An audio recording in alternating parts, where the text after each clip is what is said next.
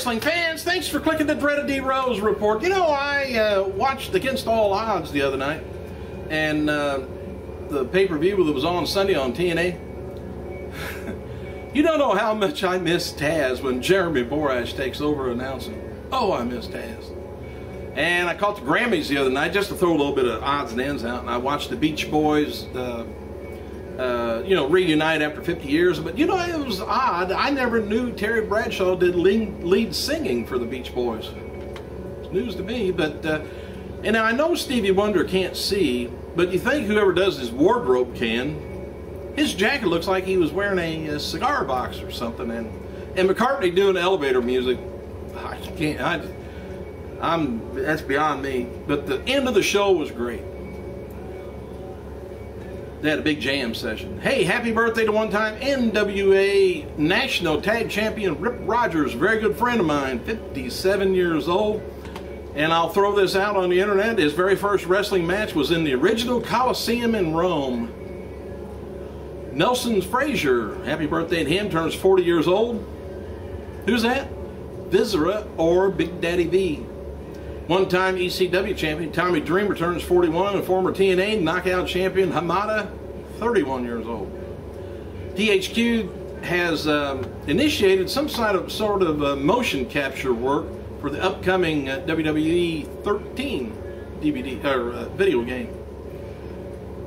Not sure whether they're in 3D or not. I don't know if that's available. Anyway, WrestlingFigs.com reports Bobby Heenan and the Boogeyman will appear at the big event 2, which takes place March 10th at LaGuardia Courtyard Marriott at 9010 Ditmar Boulevard, Elmhurst, New York, in case you're out that way. And another good friend of mine, too. Not Boogeyman. I don't think I met him. Anyway, inactive WWE star Alberto Del Rio and Rey Mysterio, they were backstage last night at Raw Super Show, but weren't used at all. Del Rio paid a visit to nearby Lucha Taco shop earlier in the day. I don't know why that's funny, but it's Lucha Taco. Tamina versus Beth Phoenix for the WWE Diva title has been announced for Sunday's Elimination Chamber pay-per-view. Also, they announced on Raw that Daniel Bryan versus Randy Orton in a rematch that's going to be taking place on Friday's SmackDown. And Friday's episode of SmackDown scored a 2.17 rating from last week with about 3.26 million viewers. And this was down from the previous week, but viewership was up. I won't show too much cleavage. Sorry about that if I offended anybody. Former WWE star Shane Helms had his DWI case continued until the end of the month.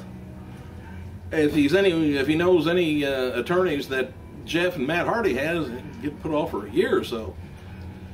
And superstar Mark Henry, he's going to be inducted into the inaugural class of International Sports Hall of Fame. Ceremony is going to be taking place at Arnold Sports Festival March 3rd from Columbus, Ohio. It's reportedly going to be a yearly thing, and some of the other names going to be in there is 7 times Mr. Olympia. Who? Arnold Schwarzenegger, and MMA legend Randy Couture. In an update on the other day's Hall of Famer Steve Austin, he's going to be actually in Canada shooting scenes for The Package, which was my nickname in high school. Anyway, it's another action movie.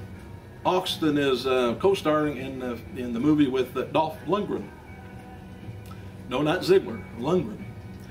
And as seen on the movie vignette on last night's Raw Super Show, The Undertaker cutting his hair. This was done because The Undertaker's hair was not grown back enough yet. And Taker shaved his head last year, but it was expected that he would be ready to go for WrestleMania 28, but after wearing a wig for his return on Raw a few weeks ago, it looks like they're turning it into an angle for the Triple H feud. I don't know if cutting your hair is going to make you weak or not, but I'm not going to try it and find out.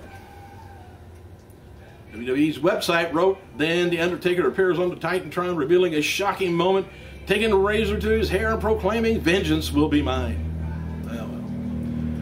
You also notice that WWE is referring to Tamina now as Tamina Snuka on last night's Super Show. WWE is right in the middle of pushing the daughter of Superfly, Jimmy Snuka, and using his last name is going to be a part of the push for her. And as noted before, Rock will be filming Michael Bay's Pain and Gain after WrestleMania 28. Filming for the movie is scheduled to begin April in Miami.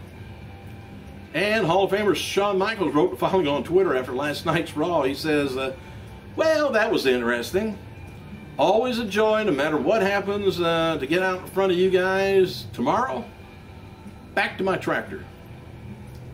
And Shawn also said he's not done with Triple H yet. And when a fan asked him if we'll see him on WWE TV again anytime soon, not done.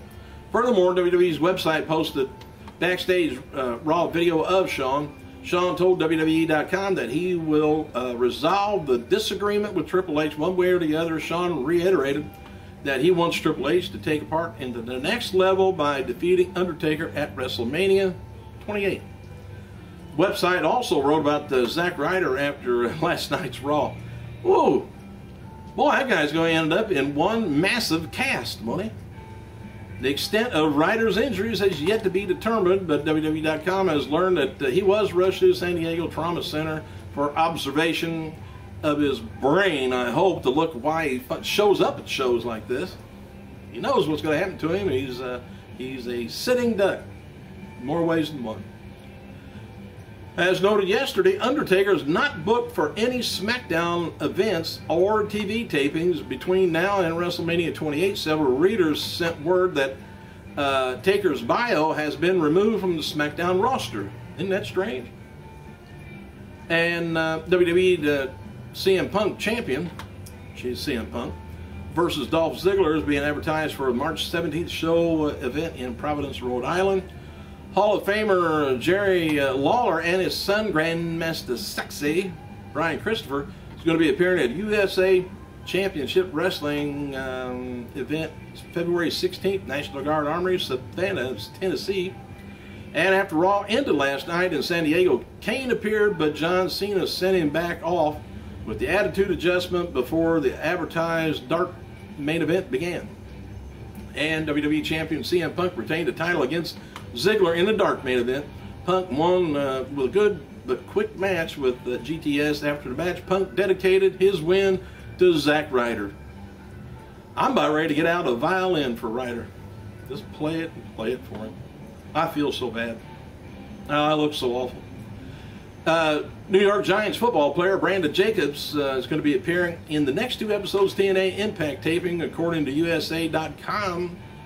Jacobs told the USA Today, I've always been a fan of wrestling growing up and had the opportunity to be a part of it. He said, exciting. I can't wait to get out there.